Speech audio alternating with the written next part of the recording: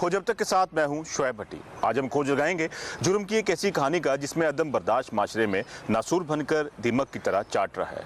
ये कहानी है एक ऐसे घर की जिसमें चंद मिनट के गुस्से ने लहू लुहान कर दिया।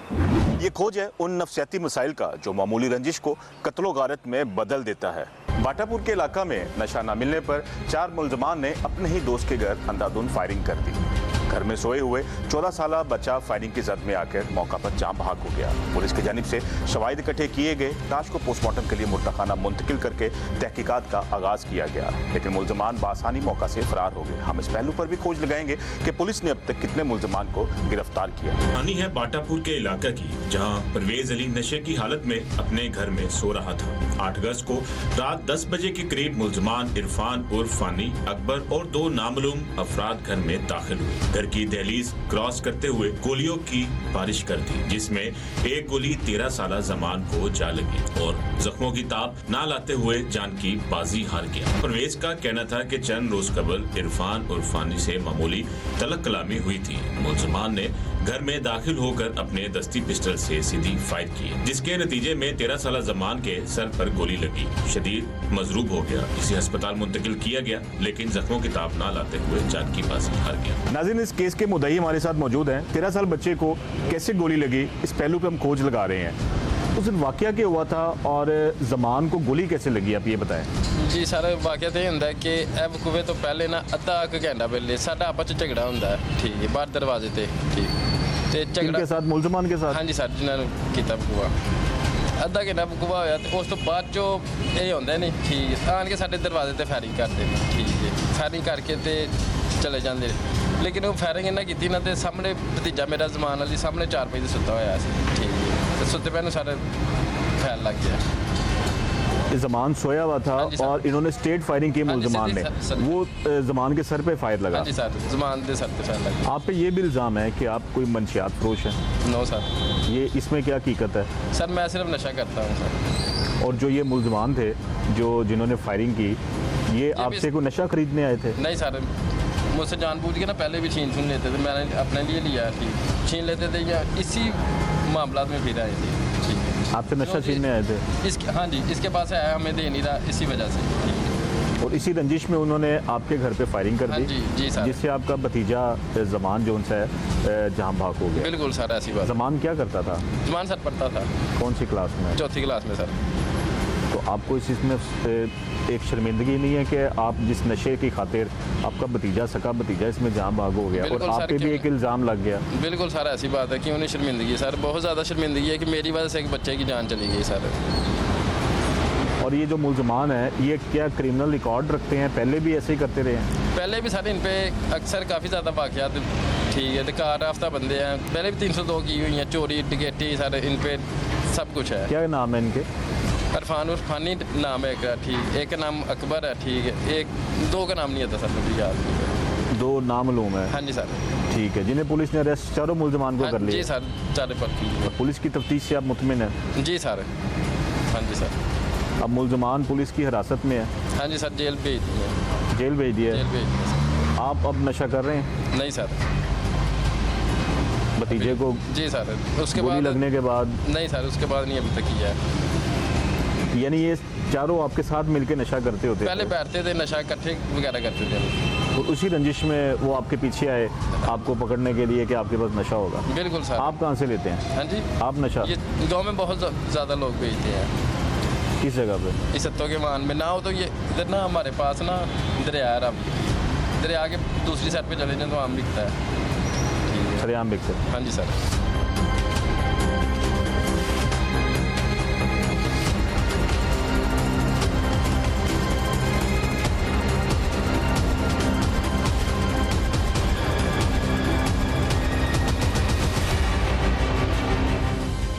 क्या मुलजमान मंशियात खरीदने ही पहुंचे जहां मामूली तलक कलामी हुई या कोई और वजह थी? इस पहलू पर भी हम खोज लगाएंगे। क्या मुकदमा मुदई मंशियात फरोश था? पुलिस का इस हवाले से क्या मौक़िफ़ है, हम जानते हैं। इस तरह प्लान होता है कि ये 4 जो मुलजमान हैं, ये 4 मुलजमान जाते हैं मुदई मुकदमा के घर। जब मुदई मुकदमा के घर जाते हैं, वहाँ जाकर आइस लेने जाते हैं परवेज़ के पास। तो तो वहाँ इनकी कुछ चक्लिश हो जाती है, तो तलक कलामी होती है। तलक कलामी के बाद ये चारों वापस आते हैं, एक जगह पर बैठ के प्लानिंग करते हैं वकूए की।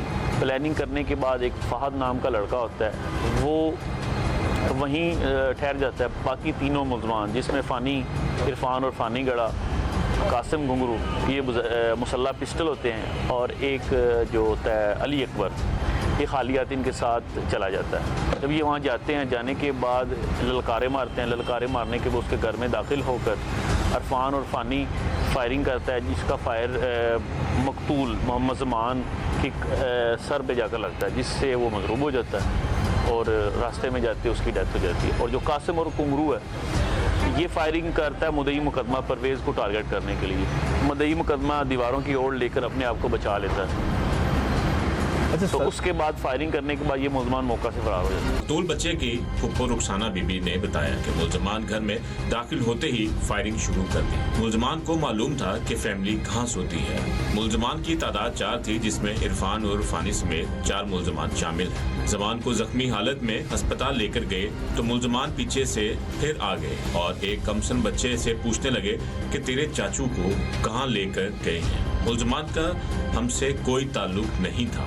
अगर कोई नशा करता था तो इसके बारे हमें कोई मालूमात नहीं है। मेरा ना जो भतीजा है ना, सामने चारपाई पे सोया हुआ है। पहले आधा घंटा पहले ना मेरे भाई के साथ ना बोल के गए हैं, उसके बाद चले गए। साथ ही मेरा घर है, आवाज़ आती है, बिल्कुल आती है। तो ना ठीक आधे घंटे बाद आए हैं ना, तो दरवाजे पे ना फायरिंग शुरू कर दी है। किस वजह से फायरिंग की? पता नहीं, मेरे भाई के साथ इनका कुछ झगड़ा हुआ है। बाहर थे दोनों ही, तो गली मोहल्ले वालों ने ना सुलह करवा दी है, बस ठीक है रहने तो कुछ नहीं आएंगे। जो कुछ भी हुआ है ना, उन्होंने भेज दिया इसे। ये जो इरफान और फानी है, इसे भेज दिया। इसके साथ पता नहीं और भी कौन कौन है, कुछ 4-5 लड़के हैं, उन्हें भेज दिया, चले गए हैं। ठीक आधे घंटे बाद वापसी आए हैं और आते सार ही ना दरवाजे पे फायरिंग शुरू कर दी है। और उस फायरिंग की जद में फायरिंग हुई है ना, तो पता नहीं पहली फायर लगा कि दूसरा लगा, ये नहीं हमें पता। मेरे भतीजा जो जमान है ना, वो सामने चारपाई पे सोया, और हत्ता कि उसे पता है कि सामने बच्चे सोते हैं। मुलजमान को पता है कि हाँ जी, बिल्कुल पता है मुलजमान को कि इसके जो सेहन में है ना, हम तो कभी नहीं सोते, हम तो अपने अपने कमरे में सोते हैं। तो वो बाकी बच्चे ना बाहर सेहन में सोते हैं दादों के साथ। तो वहीं पे उसने फायर किया। हाँ जी, जो सामने मेरे भतीजे को लग गया। जमान के अलावा किसको फायर लगे? जमान के अलावा किसी को नहीं। मेरी मामा के ना बाजू पे ना हल्का सा दाना लगा है, तो वो नहीं इतना हुआ, कितना ज़्यादा इशू नहीं किया कि वो बेचारी किधर उसे लेके जाते हैं। हल्का सा बिल्कुल हुआ है। फिर हम ले गए तो गुर के हॉस्पिटल चले गए। उन्होंने जो भी करना था अपना किया, पट्टी वगैरह की है। उन्होंने कहा जी से ना जनरल हॉस्पिटल ले जाए। खैर रास्ते में वो बेचारा तो। अब पुलिस ने कितने मुलजमान को अरेस्ट किया? इन्होंने ना 3 और है, और एक जो इरफान और फानी है ना, उन चारों को गिरफ्तार किया। और अच्छे तरीके से उन्होंने ना पुलिस वालों ने हमारे साथ ताउन किया है। आप पे ये भी इल्ज़ाम है कि जो मुलजमान है वो आपके भाई से, जो इस केस का मुद्दई है, उसे मंशियात खरीदने आए थे। नहीं, आइस वगैरह का कोई चक्कर नहीं, मंशियात का कोई चक्कर नहीं, बस ये पीता ज़रूर है। और वो भी हम लोग ना कह रहे हैं कि इसे जमा करवा दे, कि 3 महीने का जो कोर्स है ना वो करवा देते, उसके बाद कहते हैं कि छोड़ देते हैं। यानी कि इसको रिहेबिलिटेशन सेंटर में आप अपने भाई को हाँ जी। एडमिट करवाएंगे ताकि ये मंशियात पीना छोड़ दे? बिल्कुल जी। ये उनके साथ मंशियात पीता था और उसी रंजिश में उन्होंने आप घर में आके फायरिंग की। जाहिर सी बात है, जब ये घर से निकलते हैं तो हमें तो कोई इल्म नहीं है किसके साथ फिरते हैं या किसके साथ नहीं। तो इसका मतलब ये तो नहीं ना कि कोई आइस पीता है उसके घर के सरेआम फायरिंग कर दे। और यहाँ तक कि उसकी बीवी कहती है कि अगर एक कत्ल हुआ है ना, एक कत्ल की भी सजा 302 है, अब 4 कत्लों की भी सजा 302 है। किसकी बीवी कहती है? ये जो इरफान है, मुलज़म है, मरकज़ी हाँ मुलज़म। जी बिल्कुल। और साथ में जब इसने ना हम लोग लेके चले गए ना जमान को हॉस्पिटल, तो 3-4 मिनट बाद ना फिर दोबारा हमारे घर आया। जो मेरा छोटा भतीजा है ना, वो है 6-7 साल का, उसके सर पे हाथ रख के तो पूछता है कि चाचू किधर है अब। तो फिर उसके बाद घर पे तो कोई भी नहीं था, एक मेरी भतीजी थी और एक वो छोटा बच्चा था। उसके बाद चला गया। सर उस वक्त जब ये वकूआ हुआ है ना, तो मंशियात वगैरह या तो मुलज़मों का ये मौका फैसला कि हम मंशियात लेने गए थे। नो डाउट कि इसमें मदई का रिकॉर्ड भी है, लेकिन मंशियात ना तो उधर से बरामद हुई है और ना उन्होंने ली है। आपने तफ्तीश की है इस पहलू पर भी? जी। तफ्तीश की है। उस वक्त जो है ना मदई मुकदमा उससे उसके पास कोई मंशियात नहीं थी और इनका जो मोबाइल की वजह से झगड़ा हुआ है। बेसिकली मुलजमान कहते हैं कि हमारा मोबाइल था इनके पास, और जो मदई मुकदमा है ना वो कह रहा है कि जो मोबाइल है ना जो वो किसी और लेन देन के चक्कर में इन्होंने दिया था, मंशियात के वजह नहीं दिया था। ये छोटे छोटे दिहाड़ी मेहनत कर ले होंगे, कभी कच्चे चला गया, कभी राजा पीछे चला गया, दिहाड़ी ला ली थी अपना सी वक्त पास कर लेने तो इन्हें आके ते मैं नहीं वे इन्हें क्या जुमान गोली बज गई, जुमान की बन आपको किसने तलाक दी? है किसने बताया आपको? मैं आपको पता चल गया था जमान को गोली लग गई है? ये इतना बुए के जो है इतना जो खलासी है फिर पाँच के बुए होया ना ये दरवाजे नु उन्हें चनू दौड़ लागा ने ते मैं पिछन ला पी है भी उठ के थे डेग पिया टक्कर मारन ला पिया है जमान की होया ते जमान में छिड़ना अपने कपड़े फाड़ के ना मैं दवा दवा दे सिर बनन ला पी भी किसी तरह का खून बोटियां एड़ियां नहीं गई ने आ इतने बची है ना तो इधरों निकली देखने के खरे बेचे खप्पा बड़ा बड़ा हो गया है तो मैं फिर ये कपड़े भी चादर भी जो मेरे को इतने ठाणे होनी मेरे कपड़े खून दे भिजे अजे ठाणे होने ने ये पाक ले हैं छापर च फिर ना खून भी इन्ना सारा कट्ठा करके ना ते पाया किसी शहर से तो मैं पिटन ला पी उन्हें तेन गली भजा कोई मोटरसाइकिल दे दो, कोई मोटरसाइकिल दे दो। मोटरसाइकिल साढ़ा महल्लेदार से जो उन्हें आके लगा ये मोटरसाइकिल इतने लियाएंगे गेट से उथे वो तेल खत्म हो गया अगों एक माशाल्लाह तेरे वक्त नेक मारा पुत्र से फैक्ट्री का मालिक तो उन्हें आख्या पुत्र दवा दवे फौरन बा मेरे कपड़े में लेना वेख कपड़े मेरे खून न भेजे नहीं तो अग लगन बच्चे जान बच जाए वो फिर कुर्की पजा के ना मेरा बेटा तो एक जना वो भाई एक कुर्की लाया ने उन्हें चलो मेरी बेटी ना भज भजा के ना किसी को कराया फड़ के घरों उस नंगे पैरी ये भी कुर्की पड़ गई है मैं भजी आने बूहे साढ़े इस तरह खुले ही ने मुड़ के फिर बच्चा मेरा इदा के घर मैं आख्या अग लगे बूहे लुट लैन को मैनू कोई फर्क नहीं है सारा कुछ लुटिया जाए तो मेरा जमान बच रहे मैं बड़े वक्त ना बेटा पालिया सी अच्छा भुख गरीबी के बड़े मुश्किल पालिया सी ते इन्हें आख्या भजे आए ने ये रह गए ने कुर्की वाले उठे घंटा रखे आए जब उन्हें जवाब देते फिर उन्हें कलिया पैंप के नाल देंदे रहे ने इनू साह उत्थे गए ने उत्थे एक लत्त हिलाई सू एक बांह हिलाई सू तो उत्थे जाके ना मैनू फोन कर दिता भी जमान खत्म हो गया अच्छा फिर उत्थे ले गए ने मैं हस्पताल उत्थे मुलाजम उन्हें चन फिर 3-4 जने साढ़े होर भी उत्थे पड़ गए ने ये दोबारा जो आया है चाचू कितने निक्के मुंडे पोतरे मेरे उन्हें मैंने दसिया जाते मैं आख्या उत्थे मेरे भाई नू गोली बज गई है ये फिर भज गए दौड़ गए फिर ये को पिस्तौल ने ना को एक सारा डंडा वे खानी भी थे 3 जने हो। पुलिस ने मुलजमान को गिरफ्तार कर लिया? हाँ जी जी जी जी अच्छा जी।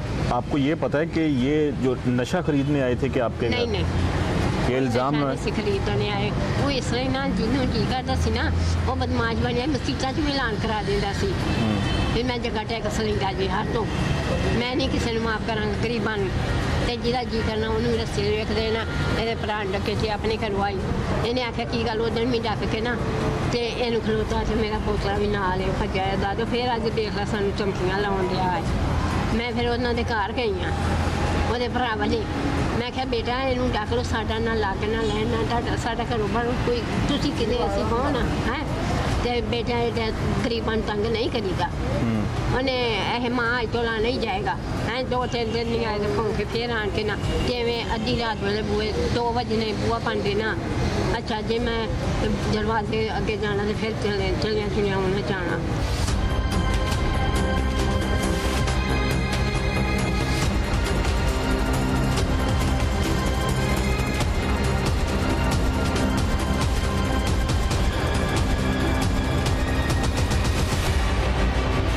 चार्ज इन्वेस्टिगेशन थाना बाटापुर मोहम्मद सदीक ने बताया कि इत्तला मिलते ही चाय वकुआ पर पहुंचे। मालूम करने पर पता चला कि 4 मुलजमान थे जिसमें मोहम्मद फहद, मोहम्मद अकबर, फानी और कासिम शामिल हैं। मुलजमान आइस लेने के लिए मुदई परवेज के घर गए। तलब कलामी होने के बाद वापस आकर फायरिंग करने का मंसूबा बनाया। फानी वहीं ठहर गया जबकि एक खाली हाथ 2 अफराद मुसल्ला होकर दोबारा मुदई परवेज के घर गए और अंधाधुंध फायरिंग कर दी जिससे 13 साल जमान जान की बाजी हार गया। ये दरअसल एक 8 अगस्त 2025 को हमारे पास वो हुआ रिपोर्ट होता है कि एक बच्चा है 13 साल का मोहम्मद जमान उसकी बजरिया फायर डेथ हो गई है और मुलजमान नॉमिनेटेड होते हैं मुंतज़िर मेहदी इरफानी गड़ा, कासिम गुंगरू, अली अकबर और मोहम्मद फ़ाद। इन 4 मुलजमान। तो हम इस पे FIR दर्ज होने के बाद तफ्तीश मुकदमा अमल में लाते हुए अपनी टीम के हमरा जाए वक़ुआ पर पहुँचते हैं। तो जाए वक़ुआ पर चूँकि जो मकतूल मुकदमा होता है उसको फायर लगता है सर पे, वो मजरूब होता है, उसके लवाकिन उसको लेकर हॉस्पिटल चले जाते हैं, रास्ते में ही दम तोड़ जाता है और जहाँ बक हो जाता है। ये कितने साल का बच्चा था?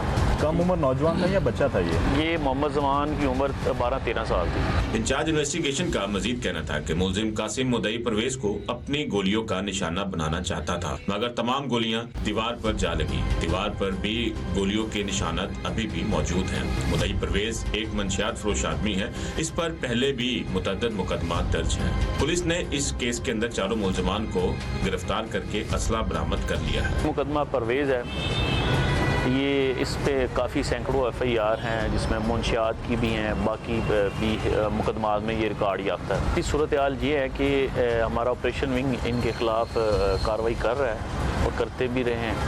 तो हमने इन्वेस्टिगेशन को कैरी ऑन करना होता है और सेकेंडली जो इन्होंने जब कोई जुर्म किया है उसके मुताबिक इन पे FIR दर्ज हुई हैं, वो चालान भी हुए हैं।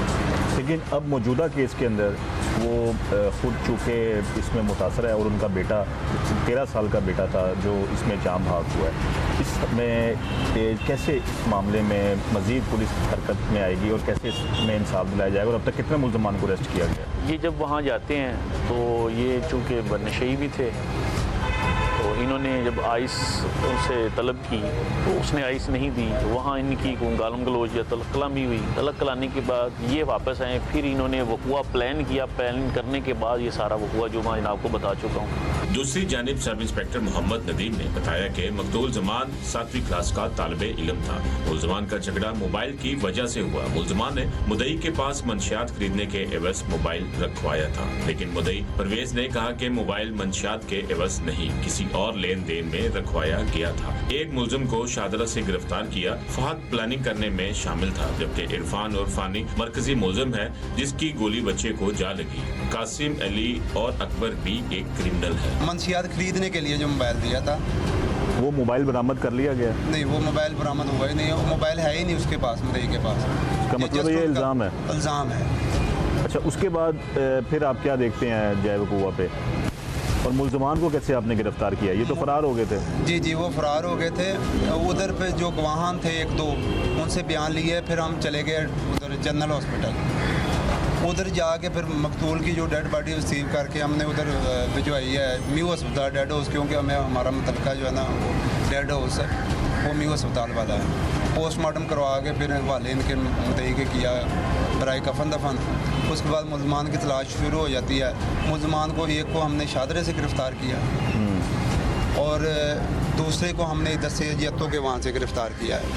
इरफान और फानी को काफ़ी हमने कोशिश करके, क्योंकि इसने जो है भी पहले भी क्रिमिनल है, 302 की भी FIR हैं, 392 की हैं इसके खिलाफ जो इरफान फानी और अकबर है।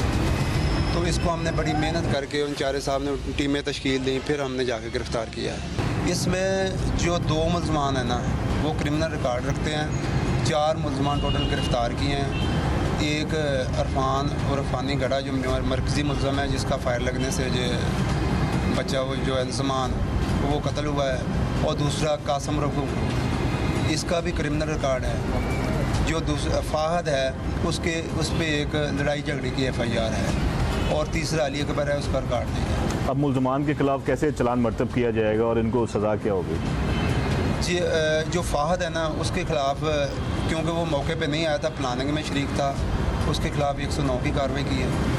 और जो है इरफान और फानी गड़ा और दूसरा कासिम रफू, इन दोनों पे क्योंकि जो इरफान और फानी है इसने फायरिंग किया, जब मरकज़ी मुलज़म है इसके ख़िलाफ़ 302 है।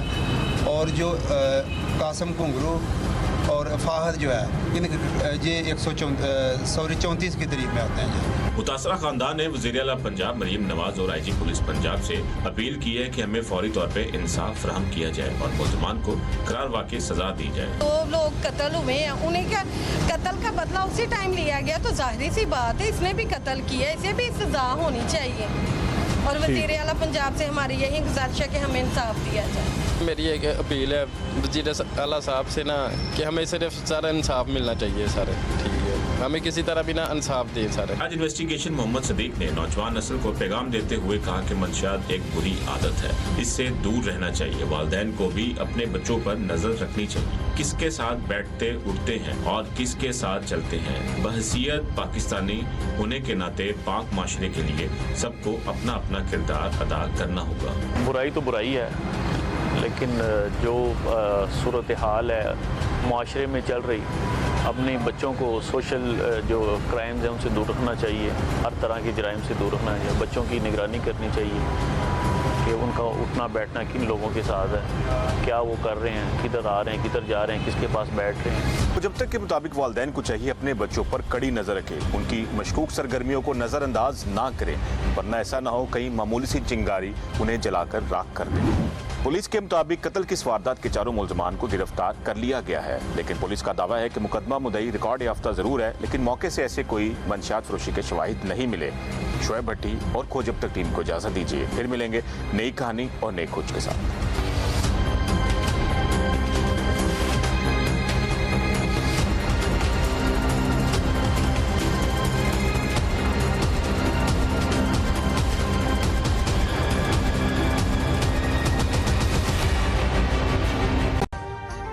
अभी सब्सक्राइब करें ताकि कोई खबर रह न जाए।